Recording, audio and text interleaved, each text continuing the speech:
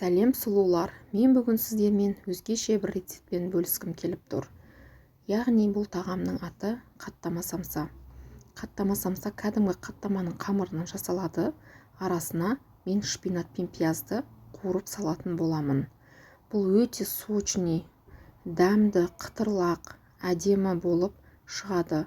Ең алдымен мен осындай сливочный масламызды салып алдым, яғни майымызды.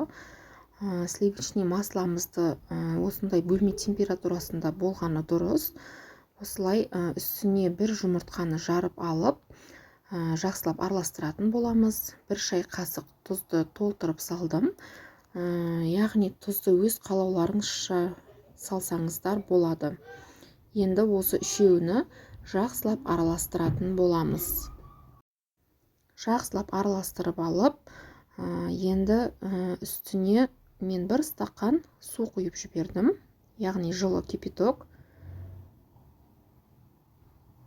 Енді осылай араластырып алып, сосын барып ұнымызды салып, жақсылап қамыр илейтін боламыз. Қамырымызды қатты жұмсақ та илемейміз, осындай қолға жабыспайтындай етіп илеп, 10-15 минутқа бетін жауып қойып қоямыз.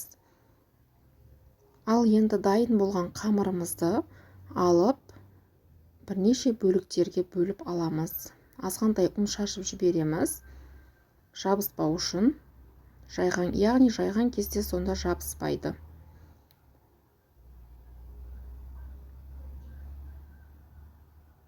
Осылай бірнеше бөліктерге бөліп, сосын бөліктерімізді домалақ етіп, шарик жасап шығамыз. Жасаған шариктерімізді, яғни шариктерді жасап болып, осылай 10 минутқа тұндырып қоямыз.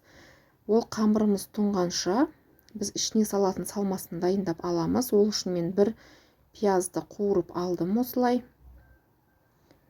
Бір пияз және бір бума шпинат салдым.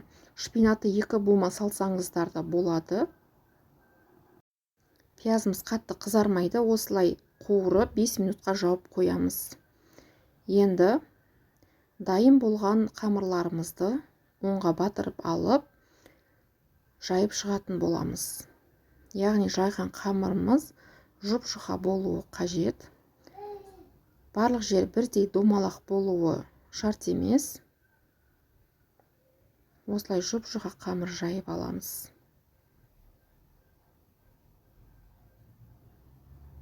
Қамырларымызды жайып алдық. Енді ішіне салмамызды салатын боламыз.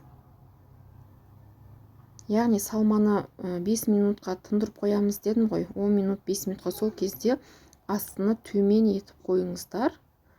Осылай пияз бен шпинатымыз дайын болды. Енді осылай бір қасықтан жағып шығатын боламыз. Ол шпинаттың өзінің су болады.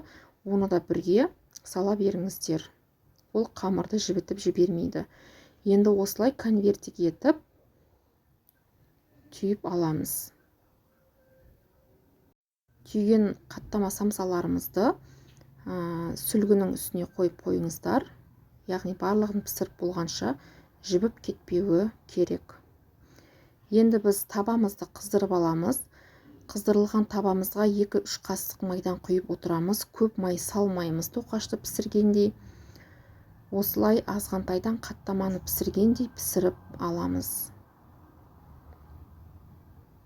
Мен 3 қасық май құйдым. Енді осылай пісіріп аламын.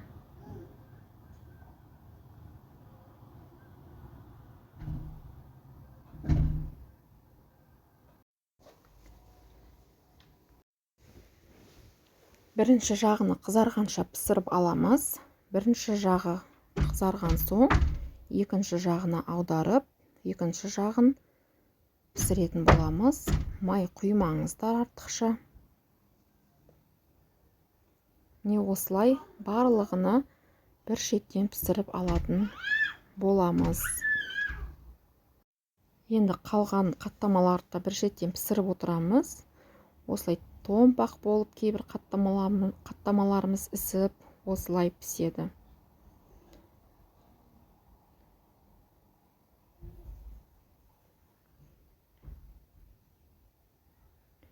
Міне барлық қаттама самсаларымызды пісіріп алдық. Қытырлақ, сочный, өте дәмді болып шығады достар. Міндетті түрде дайындап көріңіздер.